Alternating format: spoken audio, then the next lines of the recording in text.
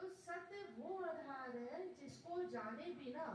हम धर्म का भी पालन नहीं कर सकते। मैं ये नहीं कह रही हूँ पूर्ण रूप से, किसी भी रूप में हम धर्म का पालन नहीं कर सकते अगर हमने सत्य को नहीं जाना। क्योंकि आज मनुष्य जो भटक रहा है वो इसी कारण से भटक रहा है कि वो धर्म का सत्य रूप नहीं जानता।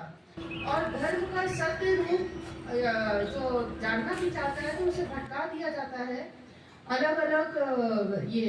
जितने भी पूजा के स्थान है, तीर्थ के स्थान है, जितने भी है तो भटका दिया जाता है कि कर्म कांड के रूप में उसे भटकाया जाता है और अंधविश्वासों के रूप में भटकाया जाता है, जो उसे समझ में तो ये आता है हर मनुष्य को कि बहुत आसान रास्ता है,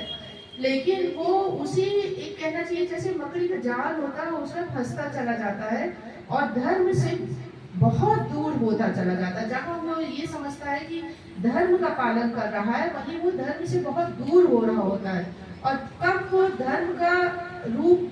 से भटक कर अधर्म के रास्ते चल देता, असत्य के रास्ते चल देता है, ये वो स्वयं भी नहीं जानता है। क्योंकि वो जो कर रहा होता है वहां पर धर्म नहीं अधर्म इस कारण होता है। कई बार आपने ये भी देखा ही है कि बलि प्रथा को भी हम धर्म का रूप देते हैं, लेकिन कहीं से भी बलि प्रथा किसी को कष्ट देना, किसी को मानसिक एक कष्ट देना, यातना देना और शारीरिक रूप से बलि तो आपको मालूम ही है, बलि के रूप में हम पशुओं की बलि दे देते हैं और कई बार ऐसे शहर भी हैं जहां पर मनुष्य के बच्चे की भी बलि चढ़ाई जाती है। तो ये कोई भी धर्म नहीं है, क्योंकि धर्म सदैव ही रक्षा करने को कहता है, जीवन की रक्षा करने को, सृष्टि की रक्षा करने को कहता है धर्म। तो इसलिए धर्म का सत्य रूप जाने बगैर हम कभी नहीं कह सकते कि हम भक्त हैं, हम धर्म का पालन कर रहे हैं।